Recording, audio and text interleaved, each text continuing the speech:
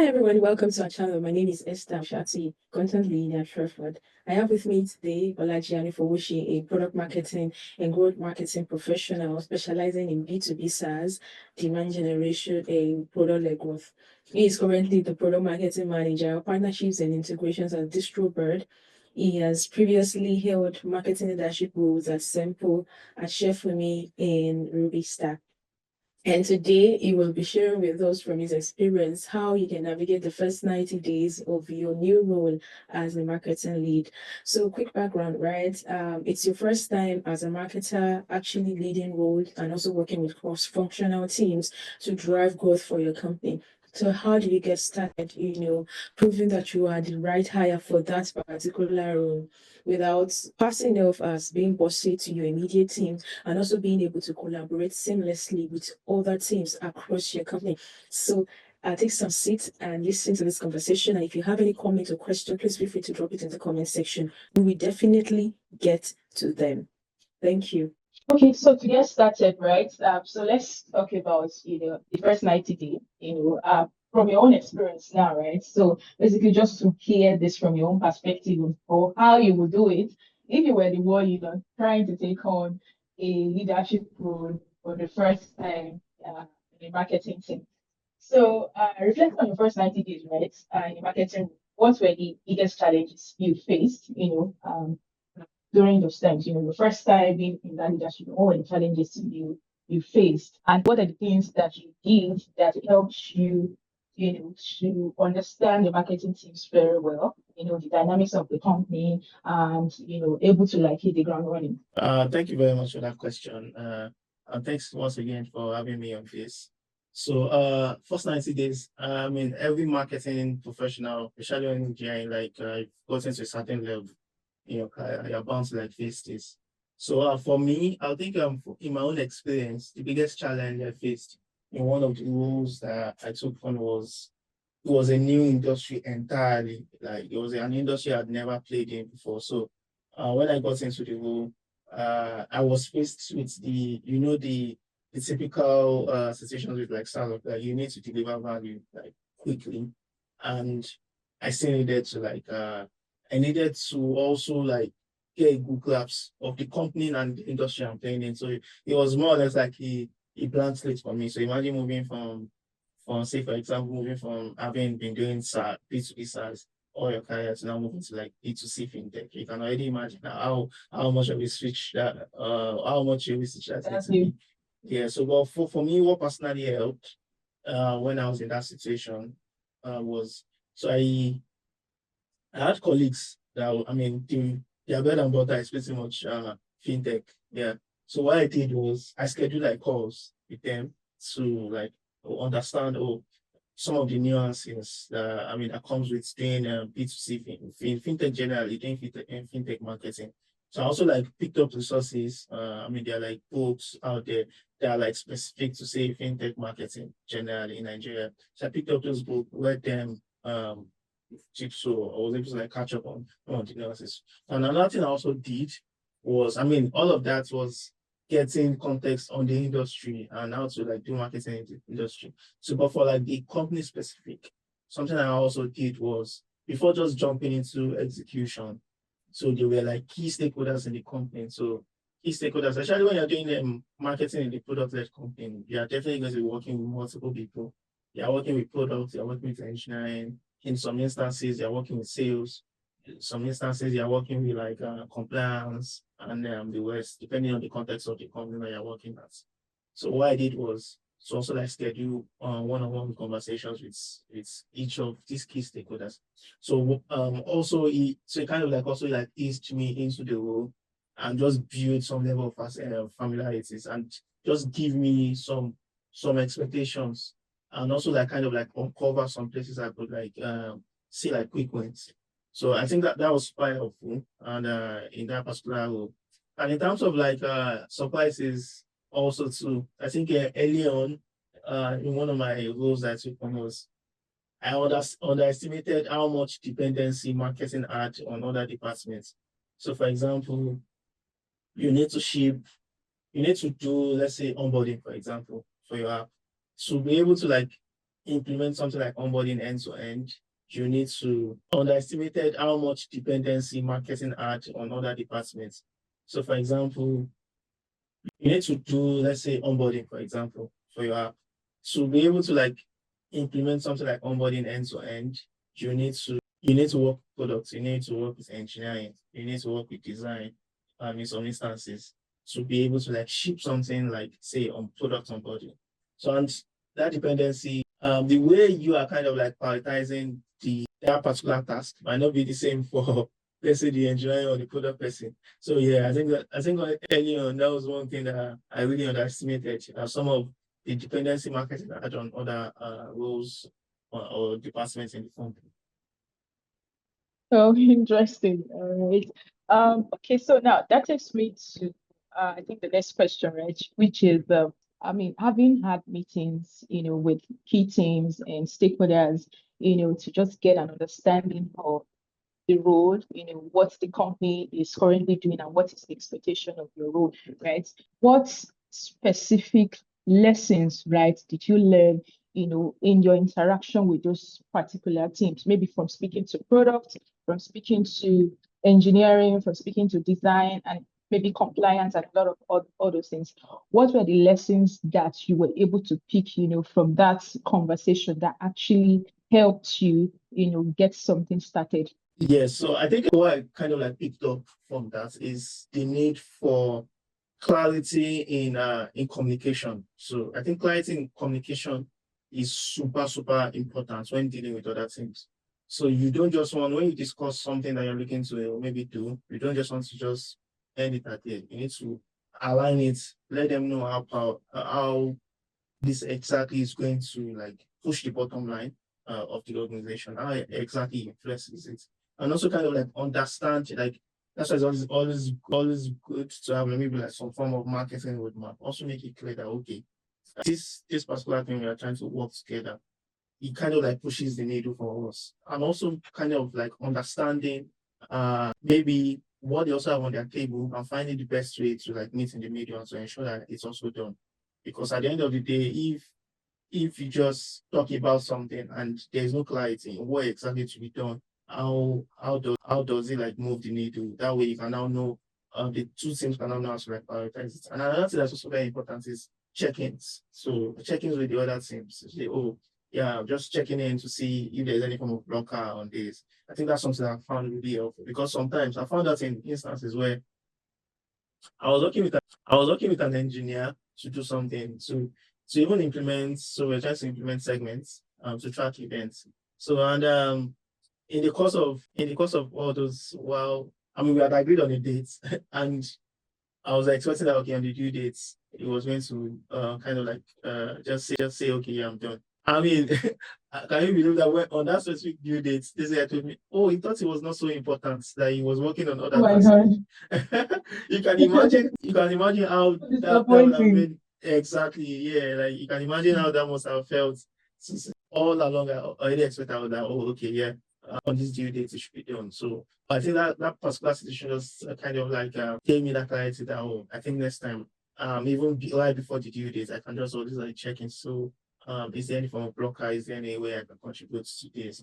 That way, also kind of like communicating how exactly that kind of like it moves the needle for every other thing. So for example, now something like say like segments. If you implement segments as your CDP tool, for example, for your products, it means that you can't set up every other tools because it means you can't pipe events from your app to whatever say engagement to product analytics. So you see how much that has become a blocker for every other things that now like kind of like pushes the needle for the organization. So yeah, that's like a particular lesson I think I've learned since working with interaction with other teams in a product organization. Interesting. So communication and clarity, right? Just making sure that, I mean, each person is in sync. I mean, each team is in sync when it comes to expectations, right?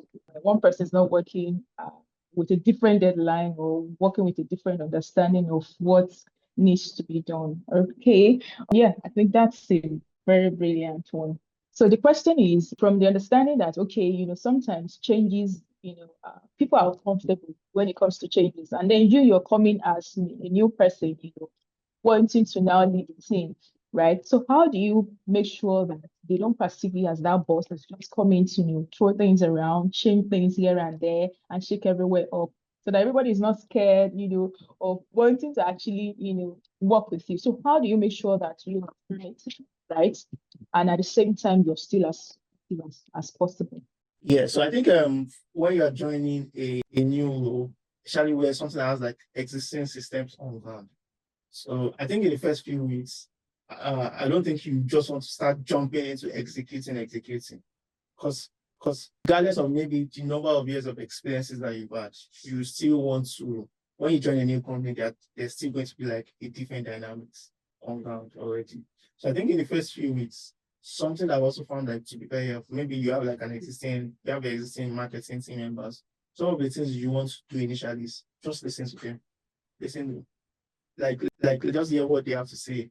Oh, this is how we've been doing things. Let them feel let them feel like, oh, they have like a listening ear in you. So that's something that I'll always recommend. That's worked for me in the past. When you join a new company, cross-functionally within your own team, you also first listen to people. So when you listen to people, they feel there's that affinity to also want to like listen to what you have to say, because if you're giving them that listening ear, so they expect that this person is be bringing new insights. This person is definitely looking to like improve new things. So based on the context they've also provided you, you also listen to them. That way you can now definitely know what you want to prioritize to work on and also like improve on. So but in an instance where you just jump in and you start to change things immediately, start to overhaul the entire system, I don't think anybody's going to be happy with that. You don't just want to overhaul the entire system, especially if it's something that's been working. What you just want to do is find a way to improve, find leakages that you can block, and just kind of like pick things there and improve from there, as opposed to just wanting to change things overnight. Okay. Yeah, thank you for sharing some insights on that. But then look at the fact that sometimes you want to show that you're up for the job, right? And people are watching, people are observing, especially let me say the management now that brought you on board. How do you now make sure that your quick wins and the long-term wins, you're able to balance both? Because in 3 months, like I said, we want to move the needle as fast as possible while still not disrupting the existing structure, that you met on that team. So in order not to destroy what you met on ground, how do you still make sure that at least you can show quick wins, at least at the initial stage of your, within those 90 days? As a marketing person, you're just trying to maybe a team to lead. So I think, like I said, there's the aspect of speaking to people. So that one is like number one thing: speak to people across different teams, speak to people within your team. Then there's now the aspect of now jumping into data, raw data, because at the end of the day, there's a popular saying that says, women lie, men lie, but data doesn't. Data will always present everything to you as transparent as possible. So say for an example of a quick win would be, you jump into your Google Analytics, you jump into your product analytics, so say maybe mix panel, for example. You jump into all your ad accounts across all the channels, Meta, Google. So what you want to, an example of quick wins where you can quickly find quick wins, especially when these things have been running before, not like you're building them from scratch. You want to say, okay, you notice that, say for example, cost per acquisition for a product. Let's say you're working in fintech, for example, now, and the cost per acquisition is say 5,000 naira. To get like a customer, a signed up user rather, is 5,000 naira, for example. Something you can quickly implement to get like a quick win is, okay, there are multiple reasons why maybe this cost per acquisition is very high. It could be the creative, it could be the messaging, it could be the positioning. And those are things that they don't require a lot of dependency. For you to change, say maybe the copy, is something you can do, because it's something you can get in and just do yourself. Or maybe you have like the copyright and the team just work on it. If it's like creative, maybe you can also have like your designers create new batch of creatives that with a new messaging, you will find the messaging of the product, you will find the positioning. That's something that you can even get done with provided all the resources available, say budget and interest, and you have like your design person or on internal within your own marketing team that you can get to implement these fixes. That's an aspect that you can quickly experiment within say 2 weeks. and start seeing like the results in real time. So apart from that, so while you're also doing that, you also want to set the stage for your long-term wins. So campaigns that you know that in the long term, that's also kind of like going to give you like a huge impact. Say SEO, you can start also like set the foundation. So it's very important when you just join the team. You need to find that sweet middle between short-term and long-term plays. Because so, for example, a long-term play, you could say, okay, let's start. We need to build domain authority so that we can rank higher for our articles, our content articles. So what you now start to do is, okay, so our current domain authority is currently 20. So it means that we need to start building backlinks. And building backlinks, it can probably take maybe like quality backlinks. It can maybe take you months. Even if you build it within a month, before you start to see the results, it can probably take like months, even more than 3 months before you start to see like the yield in the results that you're also going to be getting. So while you're also like optimizing for like the short-term wins, and which you can quickly unveil it with existing data, you can jump into your tools like saying expanded amplitude,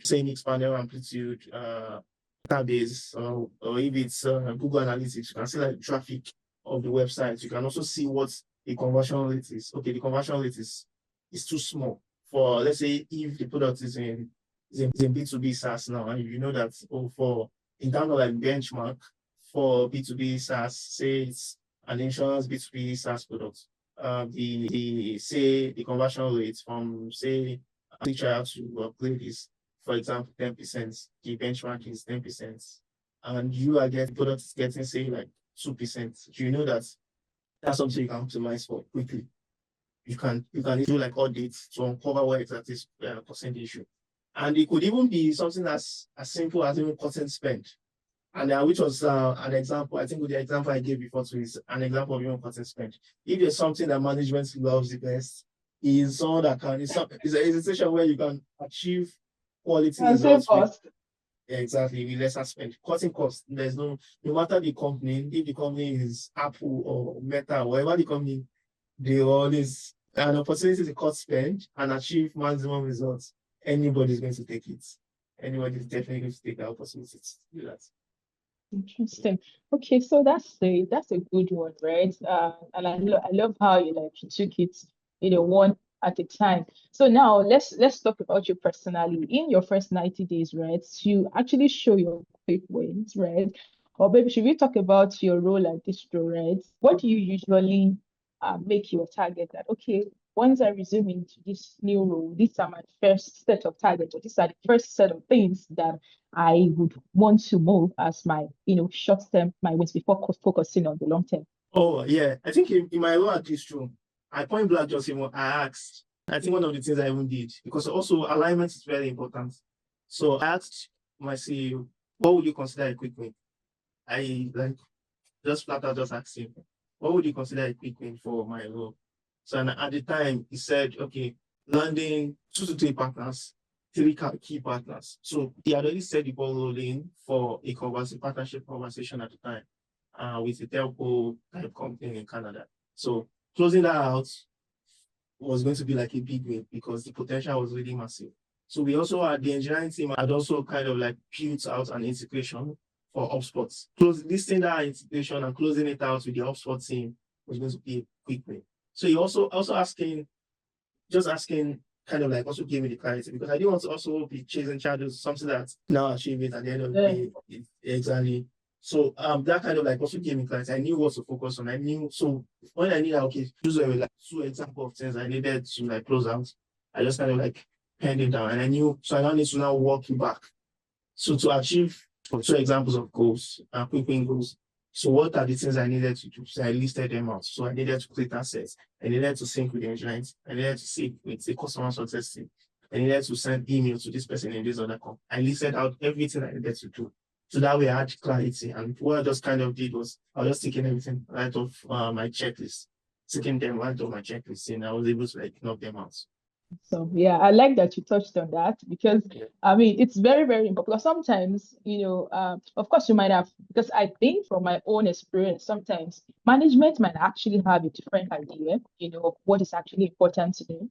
And maybe on your team, right? maybe they have a particular goal that they are working towards, let's say collectively or maybe individually. So making sure that you are at least able to balance what is priority to management, right? And what is also priority for, people working within your team and what you are also supposed to, deliver, right, on your role. So my next question is, when you settle on your role, right? Now you've had conversations with your team members, you've spoken to them about, what different each of them, or let me say, yeah, different teams, maybe functional teams, right? What they do. So how do you assess their strengths now? Me in the marketing lead, I want to expect that you have, maybe you're working with copywriters, you're working with SEO specialists, you're working with content writers, maybe paid ads manager, and all of those different, aspects of marketing. How do you assess the strength of your team? Know their weak spots and know what's next steps to take to actually address that, so that that can also help you on your deliverables and make sure that the team is a success. For one of my past roles, I think something one of I did in the first month was, so within the first month, I mean, obviously I'm working with many of them for the first time. So what I did was in the first month, I did what I call like a skills audit within the first month. So what this skills audit did for me was I was able to assess the existing team member strengths and their weaknesses. And I also was able to now figure out what was missing, because in some instances you find out that team members were not meeting set KPIs for them. What I also did was also that just go back to the way the team was structured and maybe working with HR to say, okay, what exactly has been defined for these guys, like in terms of like their day-to-day should look like. So that way, what I now figured out that worked out in kind of like structuring and motivating teams to ensure that they're always delivering successfully on like KPIs and all of that is setting clear ownership and responsibilities, so that everybody is clear. I think that's something that is very, very important. Everybody has to be very clear. Or because a particular team member has skills in paid ads, has skills in corporate, has skills in design, does not mean that you now want to assign everything to them. You need to define everything, so you know what they are getting access to. So if the person is a corporate, define what success looks like on their own, what exactly they need to be doing. So and I also think one other thing that is also very helpful is also kind of like giving them autonomy about projects. You don't want, as a leader, you don't want to be the person that's also like always micromanaging. You want to give them the ability to like express their creativity in their work. At the end of the day, they also need to like own the work. So what you just need to do is now set clear expectations of what you expect them to do, maybe on a task or a project. But another thing that also that's super helpful also is like kind of like promoting a feedback and learning culture within the team. So for most marketing teams, and personally, I mean, you typically have like weekly marketing things. At least once in a week, you need to have like a conversation with your team members where you're discussing wins, or it's been like the challenges and blockers, and the lessons. So that way you know that I think this person is, say for example, you're managing SEO. So I mean, you can encourage the person to say, I mean, in this new age that we're in, SEO has really evolved in the past couple of, let's say, 12 months. SEO has really evolved. So you can recommend to say, okay, there's this course I found out on CXL. It talks about how you can blend the new age of AI with SEO. That's something that if the person like kind of like upskills on, it's definitely going to, the impact is going to show in the person's role. You can easily just, if it's an organization that has like a learning budget, you can get them to also like jump on that and just take advantage of all of that also. So it's very important, so that beyond just even them doing their work, they're also kind of like going in the role. And that's, even if anything that I've discovered, that's something that people that work in the marketing team will always like appreciate. A team that like promotes learning and growth. Okay, yeah, cool. Was there any point where you thought that hiring a new hand or a new skill, on the team was very, very important for you to get to achieve your business goals? So at what point did you realize that, and how did you make that decision? Like, how did you advocate for that, additional skills on your team? That's a very, very good question. I love that question, because I've actually been in this particular shoes before. So in one of my, I think when I was working at Simpu, so at the time, I was experimenting with new channels. I experimented with Google Ads specifically. So I ran like an experimental Google Ads camp in European countries. So picked another hypothesis that people in, say, Netherlands, Denmark, companies in Europe, for example, countries in Europe, targeting them, potentially like user acquisition and also like customer acquisition in there. So I ran an experiment. So with that, I was able to get some data to say, looks like this is a viable channel for us. With that data I was able to get from that experimental campaign I did, I was able to make the case for hiring a performance marketing specialist that had like really good SaaS experience to come and like scale the Google Ads campaign. So that's something that, and it made sense for me. It was something that there was no pushback. Like it didn't meet a pushback when I pushed for it to say, okay, also like the other things that I was kind of like handling in leading the team, we needed like a specialist to kind of like handle that channel and scale it up. So yeah, that's like a good instance where we needed to like hire an extra hand, and just even initially only like an experimental campaign, just kind of like made the case for it. Okay. What would you say to, a new marketing person that's actually, let me say, maybe for example, somebody that's working on a very small team with lean budget? How do you advise that kind of person to, go about it now? Because there's always this part where management, like you said, anything that allows the company to cut spend, right? They would gladly, go for it. So for a dear need, right, on a team, how can a marketer, a marketing lead that's very small budget, or still advocate, for a new skill on their, team, even when they know I think that. I think something I forgot to mention was this person that actually got on board was not a full-time hire. So Okay. yeah. The person who was working at an agency, SaaS agency. So the person had like extensive experience working with multiple SaaS companies already. Working with him on a contract basis, still let us be able to like tap into his experience, his world of experience scaling like Google Ads campaign. And while still also like getting the value, it was not at the highest cost. The way it also needs to be positioned is, at the end of the day, this is an investment. We've already seen there's data to back it up that if we invest in this channel, we can potentially acquire more customers in this particular region. So the spend for the cost of even hiring someone on contract to come and scale the campaigns was something that a customer just paying a subscription already, you've already gotten you've gotten value already for that person. So it makes financial sense to make that particular decision. So at the end of the day, one thing that management or even any founder or whoever, a C-level team, what they want to hear is numbers. What they're interested in is numbers. How does 1 become 10? How does 10 become 100? So making that clear with clear data is always going to be helpful and makes it easy to get those budgets approved. Okay, cool. Thank you for sharing that.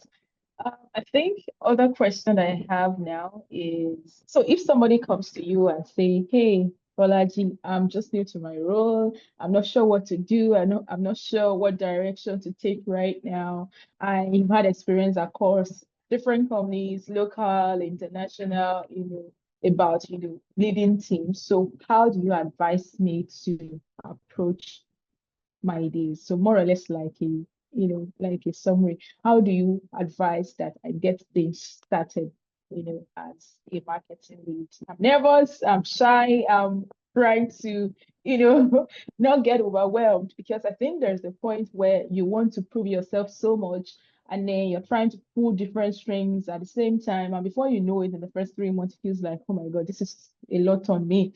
How does such person, or how do I, not get overwhelmed just because I want to do a lot of things and prove that I am the best for this role? Yeah. So what advice will you give to me? Absolutely. So I think I've already mentioned this throughout the course of this conversation so far. So but I'll reiterate it again. I'll say start by listening, then execute strategically. When you start a new role, you want to ensure that you're listening well. And before you start to make rush, it's very tempting to dive in and start making changes, but resist that urge. Spend your first week absorbing insights, understand the challenges, understand if it's a new industry for you, understand the industry very well, ask questions, identify the biggest opportunities before now making like your big moves. Another thing that I also mentioned is get a support system. It's very important to get a support system. Your support system will always be there for you when you're starting to get overwhelmed, or maybe you're starting to experience burnout, you're clueless on what to do. So I think I mentioned it at the beginning of this conversation when I wanted to do something in the working like the fintech industry. When I needed to lead a team, I needed to like put systems together. There were some things I didn't know, like I didn't have like 100% clarity. I reached out to somebody that had done it before. I've done it like 3 times at 3 different companies. I reached out to the person and say, my guy, or say like that I'm a B2B SaaS person. Come and give me, come and cut up There's for no me. shame in asking. Come and show me the way this fintech thing. Come and show me, come and cut up for me. And to be honest, it was like the guy just came through. He just said, okay, no problem. I'm coming through to your house. Are you going to be around so day? And the person came through and we spent like that day dissecting systems. He gave me like help me scale through a big order that I otherwise would have spent a lot more time trying to like figure it out myself. So some systems that I needed to put in place. I already had ideas on how to put this, but I needed like the full clarity to be able to like implement it. It gave me like the 100% clarity. So and the instances where I needed help, I'm trying to figure this out. How do you think I should do it? It can also like point me in the right direction to say, okay, here's what you should do. So having like a support system is super important. It could be a community that you're in, it could be like people that you reach out to that have already worked the work for you and the work you're trying to do. You worked it in the past. You will always do like price that you need on your own. And just kind of like reduces the pressure of the rules, and you also know what you should be doing to like drive results in that particular. Yeah, thank you for that, right? My final question is, so all these things now that we talk about your markets, especially for leadership role, right? I think at least with a bit of my experience, right, at least trying to lead content, at Fairford now, which I started mostly like this year. There is this part where you just realize that you're trying to move the needle for different teams, talking to your copywriters, your ads manager, your SEO specialist, you're trying to talk to engineers, design, and then you realize that you're doing so much, right? Somebody wrote a copy, it got like very huge conversion rates, right? Who takes the credit for that? Right. The copy, right? So, Yeah. the copywriter or you that actually probably provided strategy or provided some guidance and say, this is how we should rather do it. I think this is the best way to do it. And the person implemented it and it worked, right? So how do you make sure that there's visibility for your own work?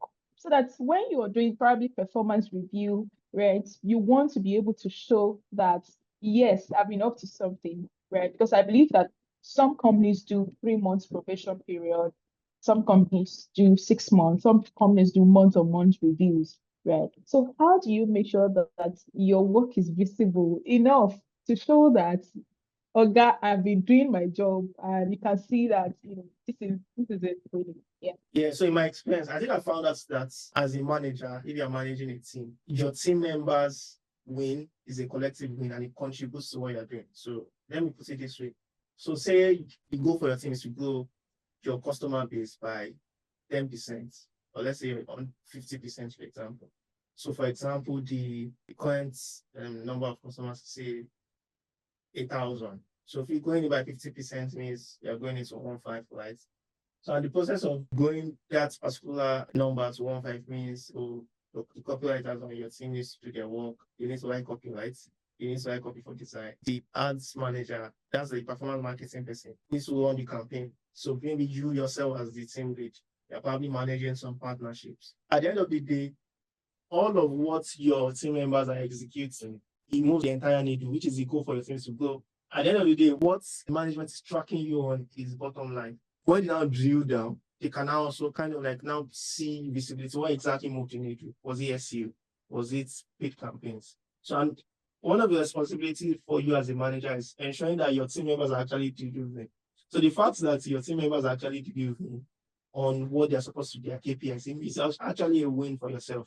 Because at the end of the day, if management wants to do like performance reviews, you don't get like feedbacks on the team on what the team is doing, or if the team is not performing well, who are they holding accountable initially? They are holding you, the team lead, accountable. They are holding you, the growth manager.